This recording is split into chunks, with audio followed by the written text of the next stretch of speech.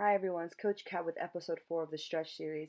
Today we're going to be focusing on the hip and lower back. It's a little bit of continuation from episode 3 of the Stretch series with the lower back. Our first exercise is going to be a Cossack Lunge, which is going to be 3 by 6 reps. As you see here, I started in a kneeling position. I brought my one leg out and my toes and knees are facing the wall. I put my hands on my hips as I'm simultaneously sitting my hips back. My foot that's on the ground is the toes are ending up facing towards the sky. So you see here, pushing my hips back, toes facing the sky, come back to central position. After that, after 6 reps on one side, we're going to switch to the opposite side, kicking my leg out, hands on my hips, pushing my hips back, and my toe is now facing the sky. Making sure that we're sitting our hips back to really get the mobility in our hips open. Once you get 6 per side, I forgot to mention that the toe that's not facing the sky, the one that's bent, that toe is going to be in the ground, digging into the ground. Once we're done there, the next exercise will be a deep goblet squat with a 5-second isometric hold. It's 3 rounds, 6 reps. You see here, I'm getting into a nice deep squat. My elbows are in between my knees, and I'm using my elbows to push my knees out east to west to really open up the hips a little bit more. You see here, I'm sitting my hips back, using my elbows to push my knees out east to west, and I'm sitting my butt down into a chair. Think about that cue if that helps you a little bit more. See there, pushing my knees out. I'm focusing on my breathing here. So I'm breathing in my nose, out my mouth for a 5-second hold. Sit up nice and tall. Back down. Like I said again, 3 rounds, 6 reps here. Take your time with these. If you can't get all the way down to that deep squat, it's okay. A quarter squat would do just fine. Work your way up to getting into a deep squat. 6 reps there. Keep your chest nice and proud. Don't let your shoulders sink in, and slightly pitch your chest forward. After done with that, we're going into what's called a hip flexor stretch. So you're going to go into a 90-degree position with your both legs. The back toe is going to be down into the ground, and your front leg is going to be completely flat with your foot in the ground. I'm going to bring my foot that's on the ground forward slightly past 90 degrees. I'm leaning into that stretch. My hands are going to be up to the sky, breathing in my nose, out my mouth with a 5-second isometric hold. 3 rounds, 3 reps here. See, I'm focusing on my breathing, letting my knee track forward past my toe, holding it there, getting 3 reps per side. Switching to the opposite side, bringing my foot slightly forward. There you go, planting my foot on the ground, leaning in, feeling that hip flexor stretch, arms in the sky. Nice proud chest, breathe in your nose, out your mouth.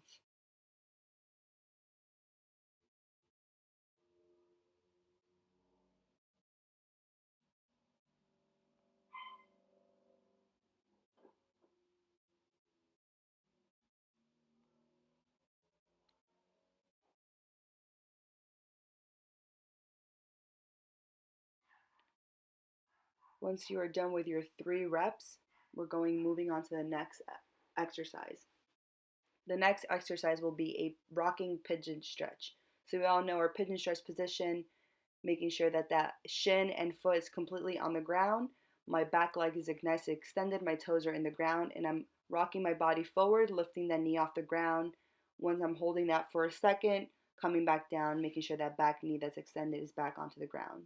We have 8 per side, 3 rounds, making sure that we're getting that stretch in the glute and lower back. See how I put my entire shin and my entire foot onto the ground, elbows extended. Thinking about pinching your shoulder blades back, keep your head in a nice neutral position, rocking my body forward, back down.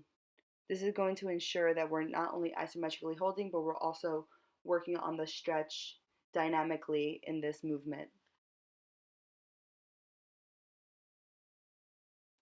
Once we're done with that, we're going into what's called a QL stretch. Placing my ankle over my knee, a Quadratus Lumborum stretch. 3 rounds, 3 reps with a 5-second hold on each side. On each rep, sorry. So I'm placing my ankle over my knee. That foot that's on my knee is coming down to the ground. So you see there, my ankle, my right knee is going down to the ground, feeling that stretch, and my left foot, the side of my foot is coming down to the ground. I'm not keeping it a nice, sturdy, stacked position. I'm allowing my ankle and my foot to go down with the knee that's going to the ground. 3 reps per side, 5-second isometric hold with each rep, making sure that we're getting that muscle that tends to lead to lower back pain when we're sitting on the couch a lot, when we're accidentally picking something off that's not within our center of base, area of base. This stretch could be a great way to stretch out that muscle that we don't know exists.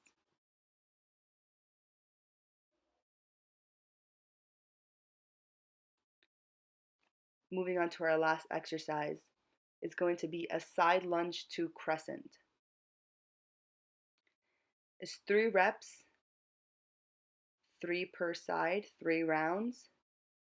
You see there I got into a nice wide stance. I'm side lunging with my hands on the ground, shifting my weight side to side twice. Say hi to Toby. And after that, I'm pivoting on one foot, holding that lunge position for a second or two, and then back in, 2 lunges per side, pivoting to the opposite side, holding that stretch for 2 seconds. This is going to work more on the mobility aspect dynamically than just isometrically holding movement and stretching. This is really going to laterally open up your hips. It's a little harder than it looks, so definitely take your time with this. If you have to modify it, take your time, take a breath. Remember, we're focusing on our breathing here. So each time I shift my weight, I'm exhaling, then pivoting, holding there 2 seconds, 1 to 2 seconds, sorry. And that's all I have for you guys today. Thank you.